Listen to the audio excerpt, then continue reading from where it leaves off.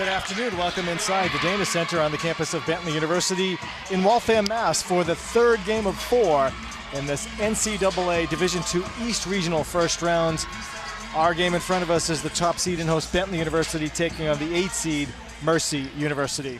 3 straight wins here at the Dana Center in the ND10 tournament, beating Southern Connecticut for the crown. There's Cabantu turning the corner and laying it in. Ducharme fakes the 3. Whitmore takes the 3 and makes the 3.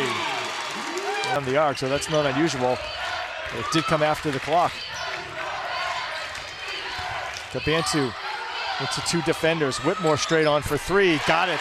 And the drought ends. Whitmore has 8 of Bentley's 12 points. Thompson over 1,200 career points. 20th on the all-time Bentley list. And Whitmore and Norman follows her way in deep, off the glass for 2. On her, now they let her go. Wall misses the 3, however.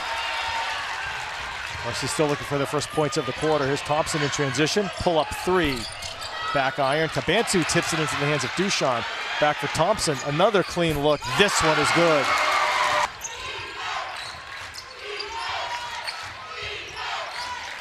Cabantu, now in the corner, Thompson tries the tray, got another one. 2 in a row for Ella Thompson, the grad student from India.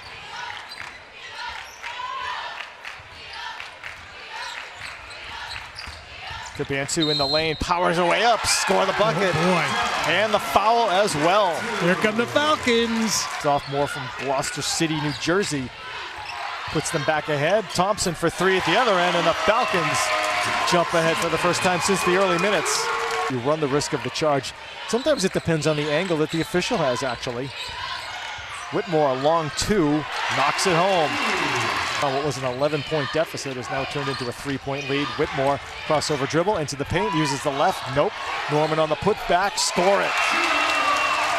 Second hoop for Sierra Norman. Contest.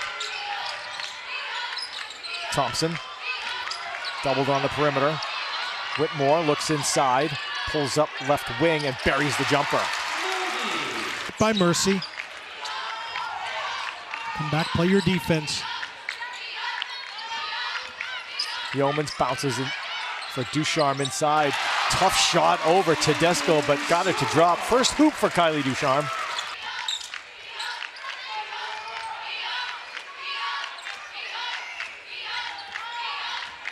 Cabantu, angled out, spins in the paint, tosses it up, and gets it down. Scott Wagas needs a timeout. Bentley has scored 6 of the first 8 points of the half. And just like that, they have themselves a 9-point. 6 from the line. Bentley's made all of their free throws.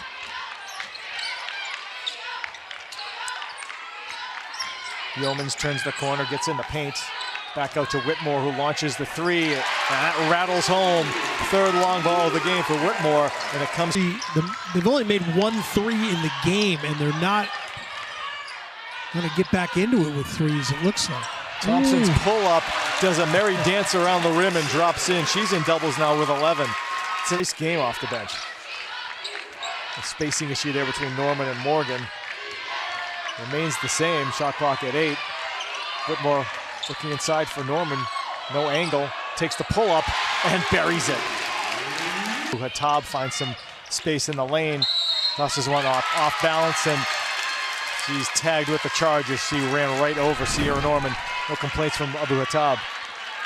Lost the handle, tried to gather, and it was just a road to nowhere at that point. More than half of Mercy's points have come in the paint. Cabantu slashes to the goal and uses the backboard to lay it in. 9. Everything on the perimeter right now on this trip for Bentley. Yeoman's doing a lot of dribbling. Sends it across court in the corner. Thompson for 3. Yes, sir. Well, it took a while for the ball to get there, but Thompson made it count. About 7:30 or so. So thanks to the timeout, Bentley retains possession. The clock is their ally. Thompson, a long 3. All net. That just came straight down, tickling the twine. 5th 3 for Ella Thompson. She's got 19, and the Falcons 2:15 away from winning. More than a generation. Cross half court it goes to Amanda Cabantu, and Mercy won't foul, and that will do it. So the top-seeded Falcons bounce back from an early deficit and defeat the 8th seed Mercy 63-50 to advance to the second round tomorrow night. They'll play the second of the two games at 7:30 tomorrow evening against the winner of our next and final game of the day, Jefferson against Southern New Hampshire. So Bentley taking care of business, Bob. It wasn't easy early, but they persevered and found their game when they needed it. Yeah, played their game for 3 quarters. Really, the middle 2 quarters, they dominated Mercy. Made some 3-point field goals, created the separation, and when Bentley's in the lead, they're very tough to beat. Of South Portland, Maine, 17 points, 7 rebounds, a couple of blocks, and what was it? 4 steals, 2 assists. I don't know if you've got to mop the floor in a little bit, but you did just about everything else on the floor tonight. Thank you. Yeah, I mean, a great team effort. This is a great Mercy team, and just came out, got it done, and look to see another day. Was it nerves in the early going, or just Mercy got the first punch on you? It seemed like it was a little slow going, but once you were able to get your footwork and everything more reeled in, the game was kind of easy in the second half. Yeah, like I said, they're a great team. It's as expected.